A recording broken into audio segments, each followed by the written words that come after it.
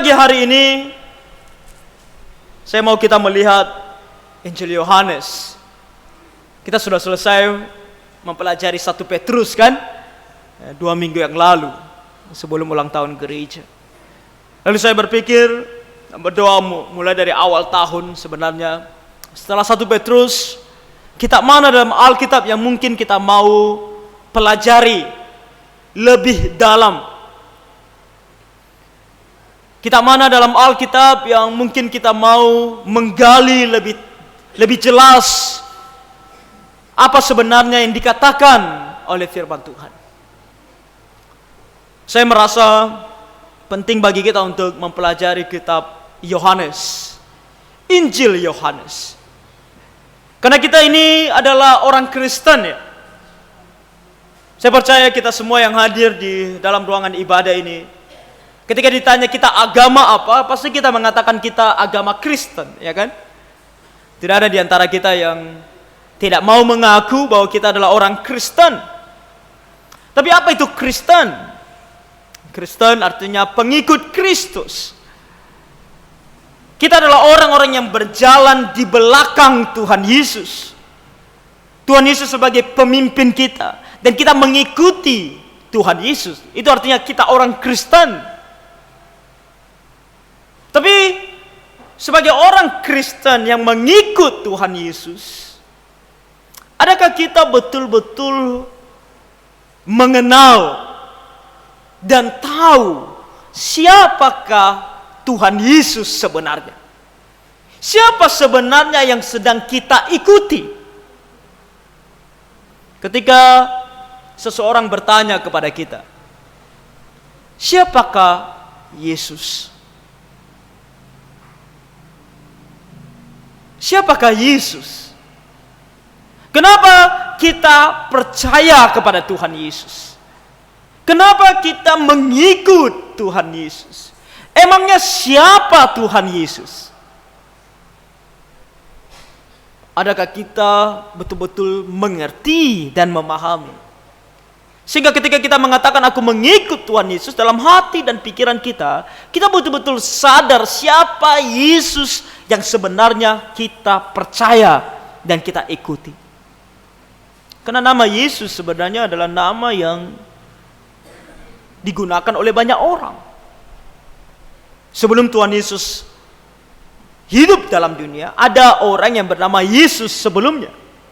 Ketika Tuhan Yesus hidup dalam dunia, ada orang yang bernama Yesus hidup bersama dengan Tuhan Yesus di zaman Tuhan Yesus. Setelah Tuhan Yesus, ada orang juga bernama Yesus.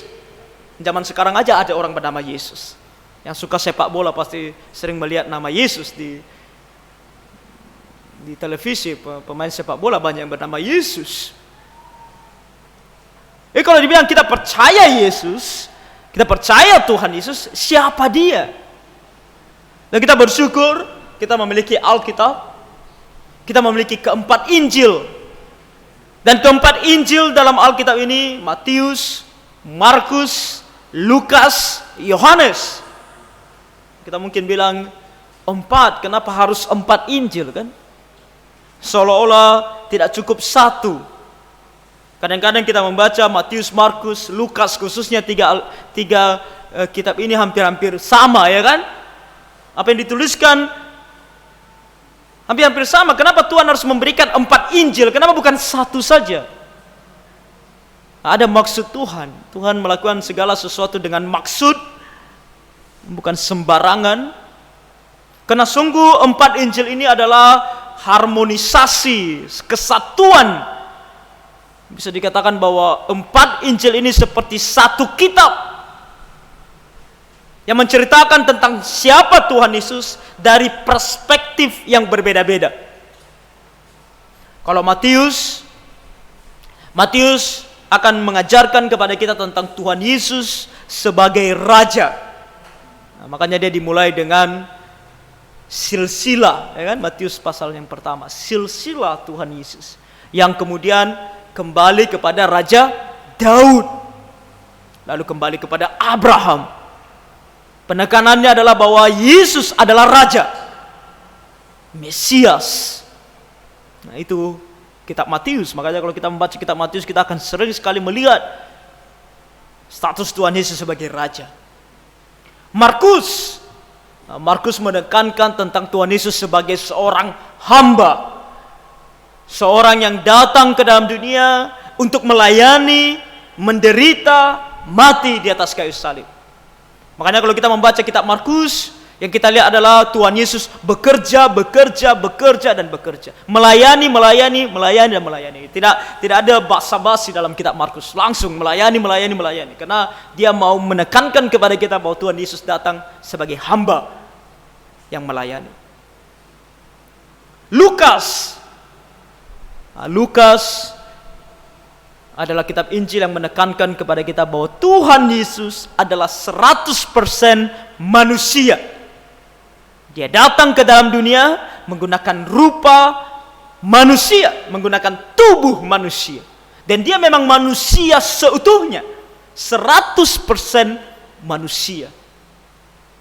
Makanya Lukas lebih berbicara tentang kemanusiaan Tuhan Yesus. Dalam kitab Lukas lebih terperinci mengenai kelahiran Tuhan Yesus. Karena kelahiran identik dengan manusia. Lalu Injil Yohanes yang akan mulai kita pelajari mulai hari ini. Ini adalah satu kitab Injil yang luar biasa. Karena dari kitab Injil ini ada penekanan tentang Tuhan Yesus sebagai 100% Allah. Dia bukan hanya 100% manusia, tapi dia adalah Allah sendiri. Dia adalah Allah. Dan sangat penting bagi kita orang Kristen untuk selalu menyadari dan tahu bahwa Yesus adalah Allah. Karena begitu mudah bagi orang Kristen, bahkan mengaku Kristen, tapi menganggap Tuhan Yesus lebih rendah daripada Allah. Dan banyak sekali sekte, aliran, mengaku Kristen, tapi tidak percaya bahwa Yesus adalah Allah. Saksi Yehova contohnya. Saksi Yehova tidak percaya Yesus adalah Allah. Mereka percaya bahwa Yesus adalah seorang Allah. Bedakan. Yang namanya seorang Allah dengan Allah sendiri. Karena kalau dibilang seorang Allah, dia adalah salah satu dari banyak Allah, dan dia adalah pribadi manusia yang diangkat menjadi Allah. Tuhan Yesus adalah ciptaan bagi mereka. Lalu karena dia baik, karena ada hal yang dia lakukan dalam dunia, lalu Allah mengangkat dia menjadi Allah. Tapi Allah dalam keadaan yang lebih rendah daripada Allah Bapa. Allah kecil. Pernah kita mendengar gereja atau saksi Yehova datang ke rumah kita? Suatu hari saya bertemu dengan saksi Yehova. Waktu saya masih kuliah dulu di Singapura. Dan hati-hati karena mereka bisa berbicara dengan begitu meyakinkan. Apalagi ketika dia berbicara kepada saya, dia bahkan sampai membawa bahasa asli, yaitu bahasa Yunani dari Alkitab Perjanjian Baru. Kedengaran sangat penuh dengan pengetahuan. Tapi kalau kita tidak belajar Alkitab dengan baik, kita akan mudah jatuh. Tapi kita akan melihat bahwa Alkitab mengatakan Yesus adalah Allah. Pernah mendengar ada gereja Mormon? Di Indonesia, di Batam khususnya, saya tidak pernah mendengar ada gereja ini. Kalau ada, boleh beritahukan saya. Mormon namanya.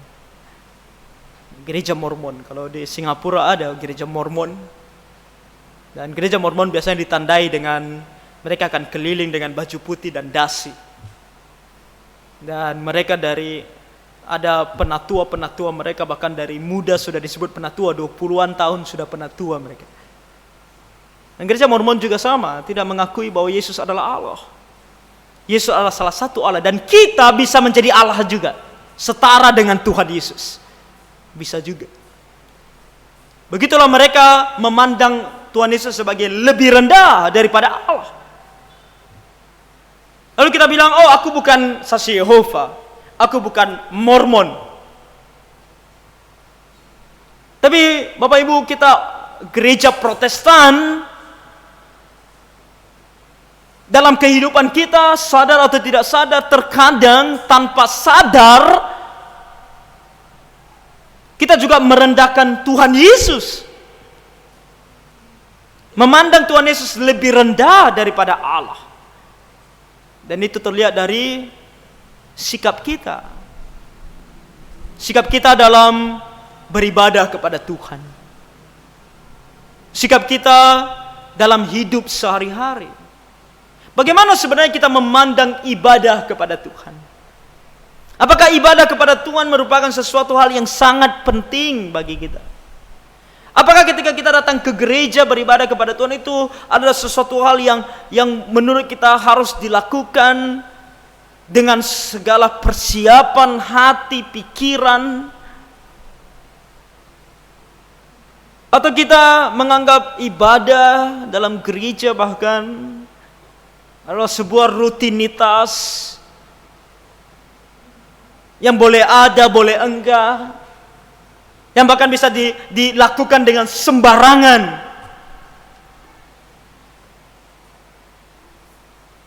Bagaimana sikap hati kita ketika kita mendengar dan mau datang ke ibadah? Apakah kita menganggap Tuhan Yesus adalah Allah? Atau kita menganggap Tuhan Yesus hanya sekedar nama saja yang kita mungkin tahu dari kecil, dan hari Minggu kita hanya datang ke gereja dan bernyanyi memuji namanya. Selesai sampai di situ. Saya berdoa dan berharap ketika kita pelan-pelan mempelajari bahwa Yesus adalah Allah, kita semakin mengenal Dia, dan hubungan kita dengan Dia semakin benar. Bukan hanya dekat, bukan hanya erat, tapi benar. Cara kita memandang Dia benar, tidak sembarangan, tidak seperti apa yang kita lakukan atau yang kita pikirkan. Saya sangat terganggu ketika saya sudah SMA hal ini sudah mulai saya dengar. Ketika orang mulai mengubah cara panggil kita kepada Tuhan Yesus. Ketika dalam Alkitab kita selalu melihat cara panggil yang begitu penuh dengan penghormatan. Tuhan, Allah, Kristus, Yesus. Ya, sebutan-sebutan yang penuh dengan makna penghormatan.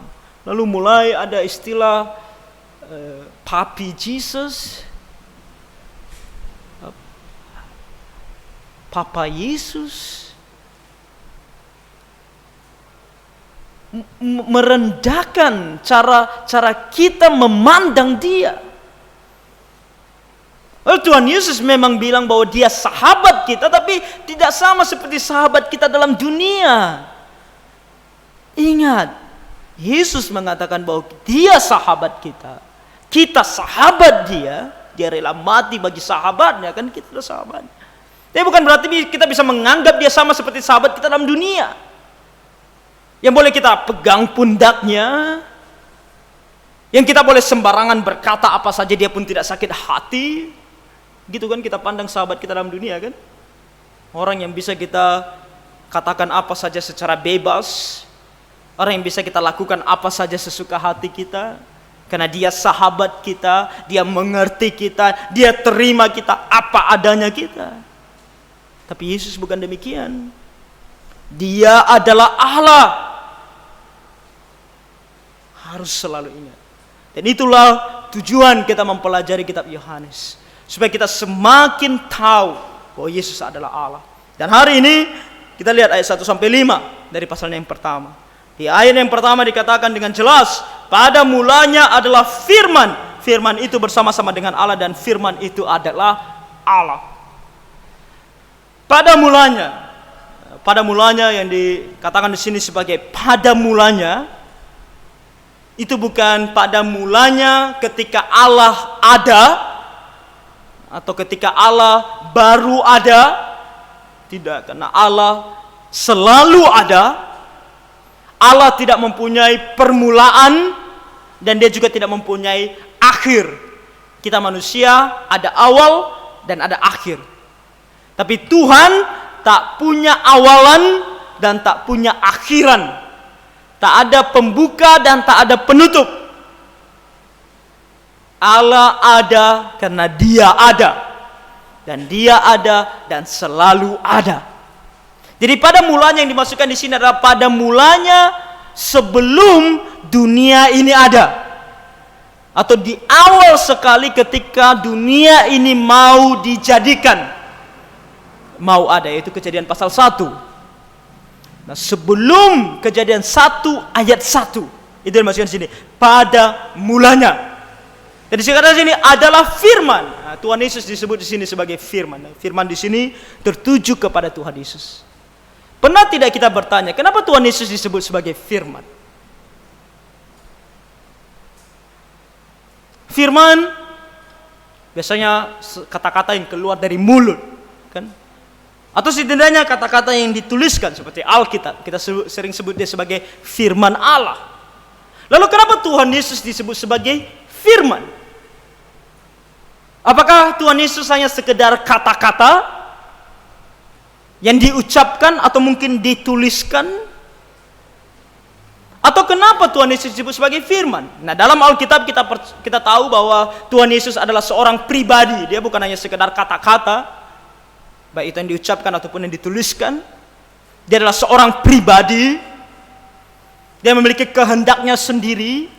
Dia memiliki pikirannya sendiri, dia memiliki perasaannya sendiri, dia adalah seorang pribadi. Lalu kenapa dia dikatakan sebagai firman? Nah, kata firman di sini, ketika Tuhan Yesus disebut sebagai firman, ini berbicara tentang Tuhan Yesus sebagai perwakilan yang tepat, yang sempurna, yang nyata daripada Allah sendiri. Apakah kita pernah menulis surat? Anak muda zaman sekarang jarang menulis surat. Anak muda ada yang tulis surat, kirim sama orang yang ada di luar kota. Sekarang pakai WhatsApp, ya kan? Kalau malas ngetik, tinggal video call, telepon. Orang-orang tua yang sudah berumur, waktu belum ada handphone, pasti suka menulis surat.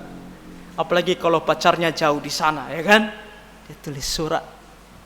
Nah, ketika kita terima surat dari seseorang, ketika kita baca suratnya, apa yang ada dalam pikiran kita? Apa yang ada dalam pikiran kita? Yang dalam pikiran kita adalah seperti orang itu sedang berbicara langsung kepada kita. Suratnya itu mewakili orang itu, dan seolah-olah sedang berbicara kepada kita. Dan bukan hanya itu, kita juga bisa mengetahui perasaan orang itu melalui suratnya. Bukan hanya itu, kita juga bahkan bisa mengetahui karakter orang itu dari suratnya. Dari gaya dia menulis, dari kata-kata yang dia gunakan, kita tahu karakter orang itu. Kalau dia sudah menulis dengan semua tanda seru,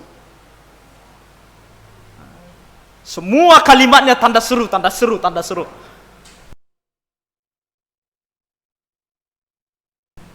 Dia sedang teriak-teriak sama kita, ya kan? Walaupun kita nggak dengar suaranya, tapi kita tahu dia sedang teriak-teriak ini dari suratnya, karena semua tanda seru. Kalau dia tulis semua dengan tinta merah, ada yang pernah terima surat tinta merah? Nah, kamu harus jauh-jauh dari orang itu, karena dia sedang emosi berat kepada kamu. Kalau ada orang tulis semua huruf besar, ya, sama halnya. Kamu siap-siap evaluasi diri. Kalau orang itu tulis dengan puitis, dengan kata-kata yang manis, kamu tahu dia sedang berbunga-bunga. Dari suratnya kamu tahu orangnya.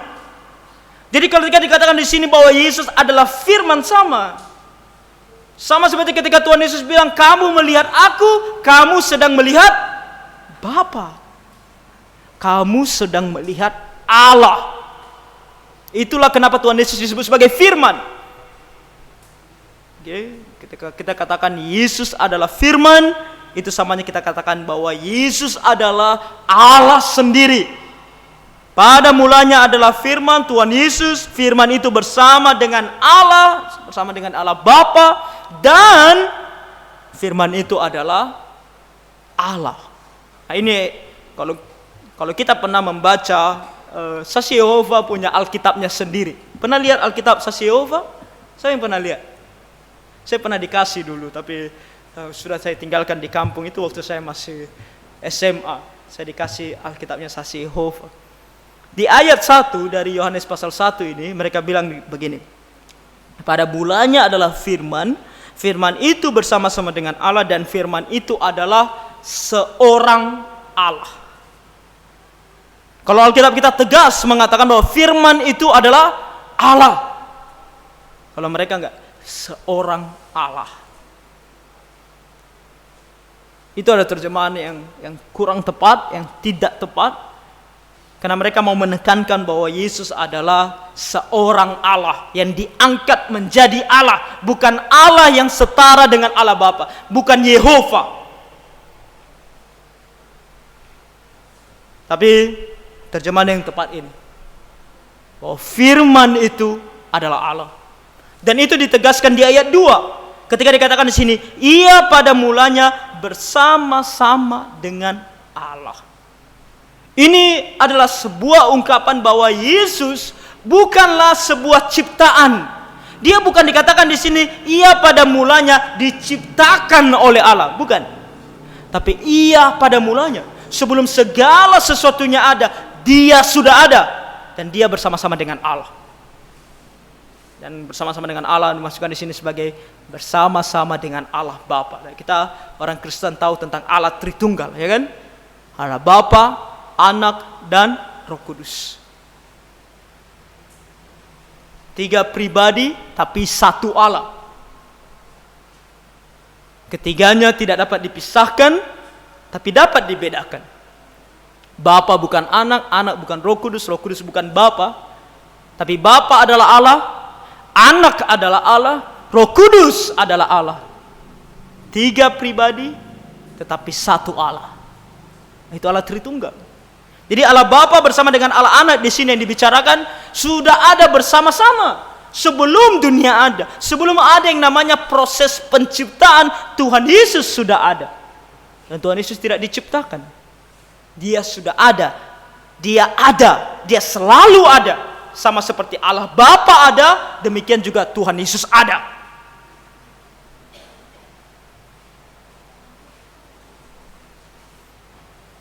Dan Tuhan Yesus sebagai Allah, ketika dia adalah Allah, dan dia adalah Allahnya kita, apa yang kita dapatkan dari Tuhan Yesus sebagai Allah?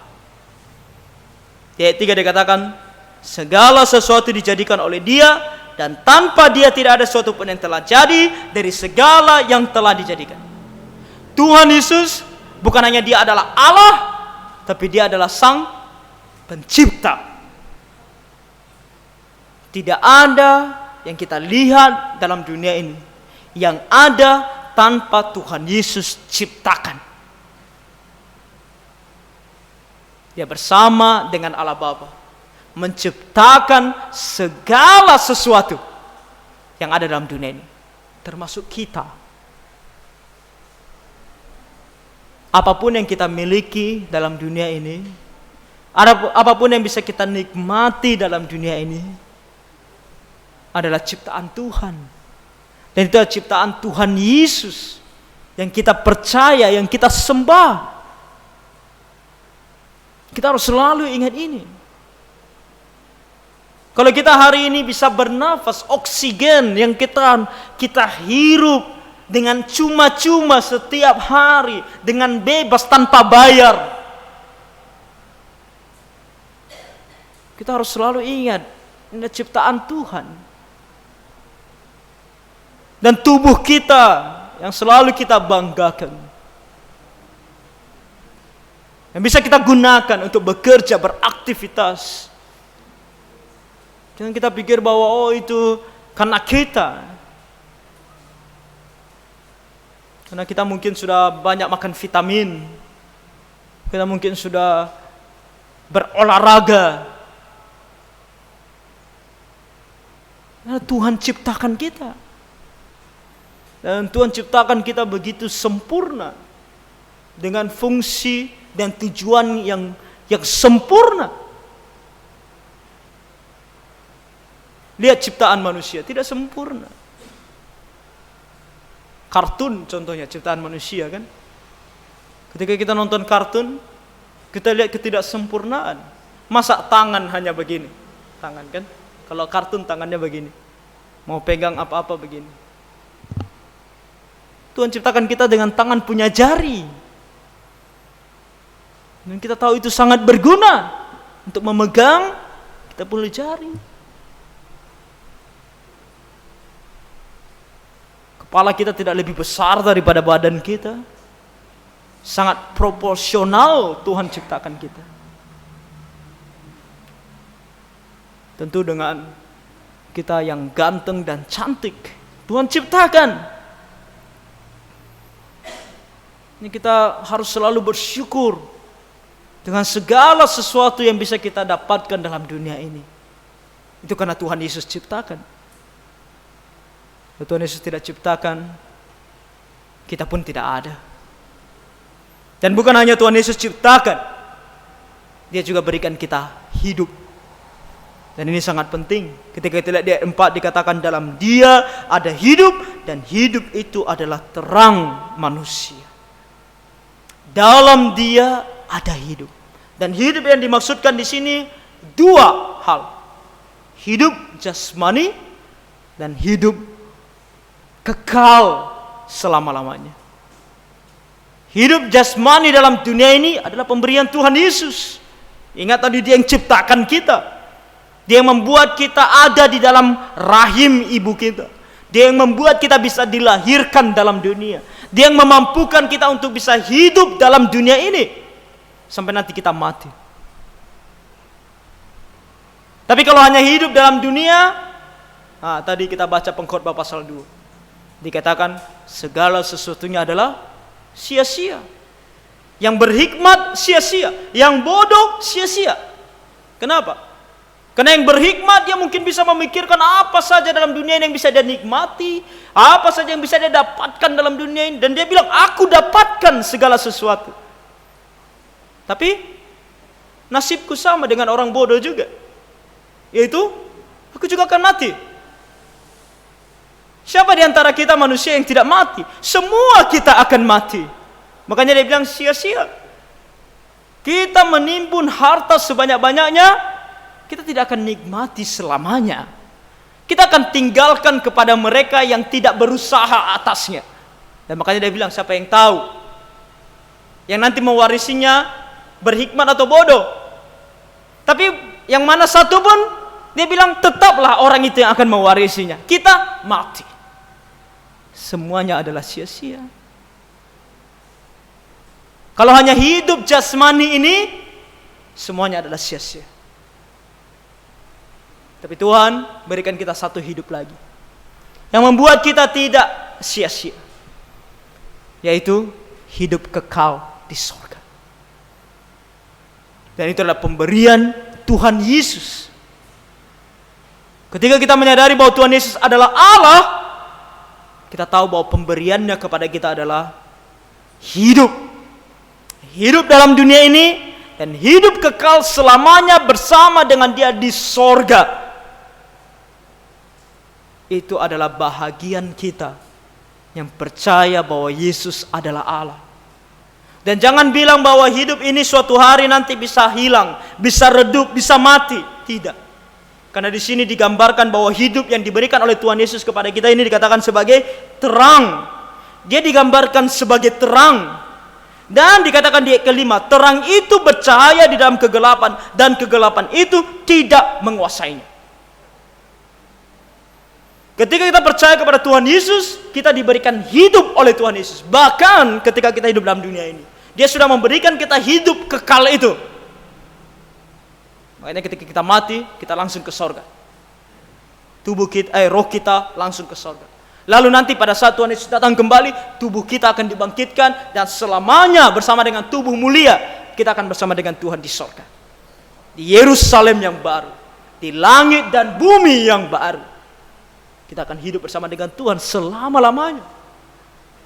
Dan ini tidak ada yang bisa hentikan.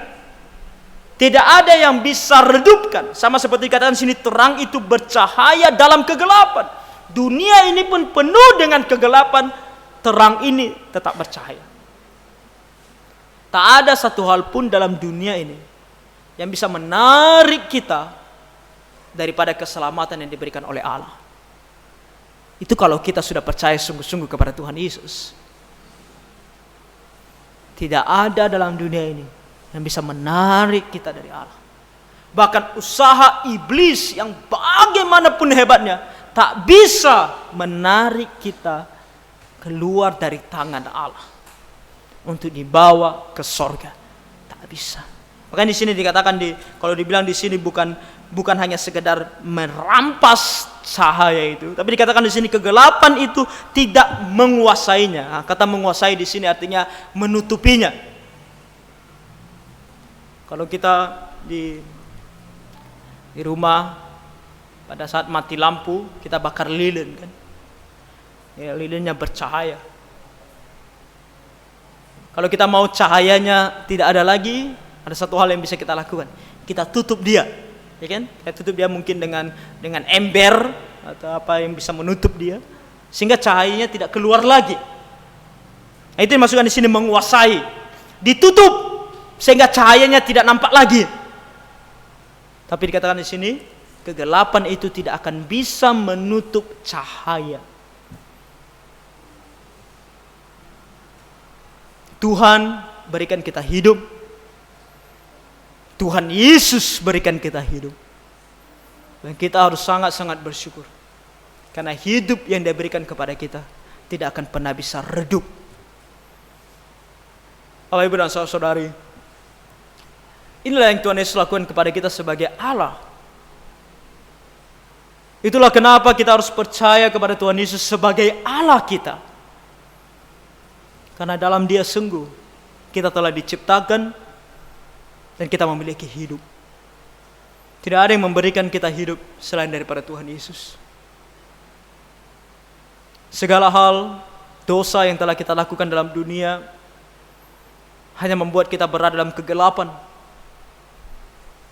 Baik dalam dunia, bahkan nanti kegelapan kekal di dalam api neraka. Tapi Tuhan Yesus berikan kita hidup, yaitu terang yang akan terus bercahaya, yang akan terus kita miliki sampai kepada kekekalan. Tidak ada batas waktu lagi bagi kita untuk selalu hidup. Mari kita selalu menyadari akan hal ini. Kalau kita mengatakan kita adalah orang Kristen, selalu sadar akan hal ini, betapa baiknya Tuhan kepada kita. Dia berikan kita hidup. Kita mati bukan akhir segalanya, tapi itu adalah awal di mana kita hidup bersama dengan Tuhan di sorga. Makanya hidup dalam dunia ini jangan sia-siakan. Jangan sampai kita seperti pengkhotbah tadi. Pengkhotbah itu ditulis oleh Salomo. Kita semua tahu Raja Salomo, raja yang berhikmat itu. Tapi dia tulis kitab pengkhotbah di masa tuanya. Setelah masa mudanya dia habiskan dengan sia-sia. Sia-sia. Kalau tadi kita baca di pasal 2 tadi, gundik, dia bicara tentang gundik kan? Dia mempunyai 1000 wanita di sisinya. 300 istri, 700 gundik. Banyak ya. Dan itu dia lakukan bukan tanpa tujuan. Dia pikir dia berhikmat. Karena istri-istrinya itu bukan orang-orang sembarangan juga. Dia ambil istri-istrinya dari anak-anak raja, putri-putri dari negeri-negeri lain. Supaya apa? Supaya negeri-negeri lain bersahabat dengan dia. Ya kan, menantu. Dipikir dia berhikmat. Tapi dia sedang melanggar firman Tuhan. Dan itu membuat dia menyembah Allah lain. Di masa tuanya dia menyesalinya. Makanya lahirlah kitab Pengkhotbah. Sebuah surat penyesalan dari Salomo. Ketika dia sudah habiskan masa mudanya dengan tidak benar. Dan dia bilang semuanya sia-sia. Jangan sia-siakan hidup kita. Ketika kita masih kuat, ketika kita masih muda, ketika kita masih bisa, mari hidup bagi Tuhan. Karena Tuhan sudah berikan kita hidup ini. Hanya dengan kita menyadari bahwa hidup ini adalah pemberian Tuhan, barulah kita akan menyerahkan hidup ini kepada Tuhan yang memberikannya. Hidupmu bukan milikmu. Kamu tidak berusaha sekecil apapun bahkan untuk mendapatkan hidupmu itu. Semua kita yang sudah menikah juga sadar satu hal, bahwa setelah menikah kita akan berdoa, Tuhan berikan kami anak. Kenapa? Karena kita sadari juga, bagaimanapun kita berusaha, kalau Tuhan tidak berikan, anak tak akan ada. Semuanya karena anugerah Tuhan. Hidup kita pemberian Tuhan. Hidup kita di kekekalan adalah pemberian Tuhan. Maka serahkan kembali kepada Tuhan. Hidupi hidup kita ini sesuai dengan apa yang Dia mau. Karena Dia yang menjadikan kita. Dia yang memberikan kita hidup dalam dunia ini. Dan Dia yang memberikan kita hidup kekal di sorga. Sama seperti smartphone yang ada di tangan kita. Diciptakan oleh manusia untuk mendukung apa yang kita kerjakan. Untuk tujuan kita. Lalu kita beli. Ketika kita beli pun kita yang atur kan. Makanya smartphone kita semua beda-beda. Beda-beda dalam artian isinya, aplikasinya di dalam. Kenapa? Karena kita yang atur. Kita mau aplikasi apa, kita mau buat dia seperti apa, kita yang mau. Tapi ketika handphone ini, smartphone ini sudah tidak smart lagi, mati dia. Seperti handphone saya. Handphone saya kemarin mati dia. Nggak mau lagi dia beraktivitas. Apa yang terjadi dengan dia? Tak ada gunanya. Tak bisa lagi dipakai. Lalu dia apakan dia? Dibuang. Karena tidak ada gunanya dia hidup. Karena hidup pun dia tak bisa dipakai. Kita harus sadari diri kita ini seperti itu. Kita lebih tinggi dari smartphone. Kita lebih tinggi dari segala sesuatu yang ada dalam dunia ini. Tapi Tuhan menciptakan kita dengan tujuan. Dia yang berikan kita hidup, berikan hidup itu kembali kepada Dia. Jangan sesuka hati kita hidup. Ini kan hidupku. Berhenti berbicara seperti ini. Orang Kristen tak boleh bicara seperti ini. Hidupku, suka-sukaku. Anak muda zaman sekarang suka mengatakannya. Apalagi kalau ditegur oleh orang tua kan, diatur oleh orang tua. Hidupku, enak saja mau atur-atur. Kalau kita berani mengatakan itu kepada Tuhan, kita adalah kacang lupa kulitnya. Kita lupa bahwa hidup kita ini pemberian Dia. Kalau Dia tidak pernah berikan, kita tidak pernah hidup. Kita tak punya pilihan. Lebih baik kita hidup sesuai dengan firman-Nya, sesuai dengan yang dikehendaki, daripada Dia ambil hidup itu daripada kita dan kita tidak punya kemampuan untuk mengambilnya kembali. Apalagi kalau Dia lemparkan hidup itu ke dalam api neraka, kita pun tak punya pilihan dan tidak punya kuasa untuk keluar dari sana. Tak bisa. Serahkan hidup itu kembali kepada Tuhan. Kiranya Tuhan menolong kita.